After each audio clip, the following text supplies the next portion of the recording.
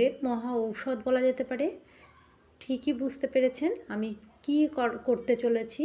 হ্যাঁ, আমি আজকে নিম বেগুন করে দেখাবো। বিশেষজ্ঞদের মতে এই নিমের সাথে যদি বেগুন মিশে যায় তাহলে কিন্তু তার গুণাগুণ আরোই অনেকই বেড়ে যায়।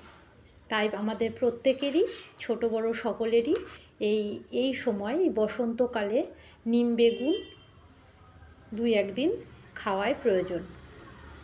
তাই প্রত্যেকের ঘরের ছোট থেকে বড় সকলকেই 1-2 দিনের জন্য হলেও এই নিম বেগুনটা অবশ্যই খাওয়াবেন। এর জন্য আমি এখানে দেখুন এরকম কচি কচি নিম পাতা নিয়েছি। নিম পাতাগুলোকে আমি ভালোভাবে ধুয়ে নিয়েছি। এবারে আমি নিম পাতাগুলোকে এইভাবে ছাড়িয়ে নিচ্ছি।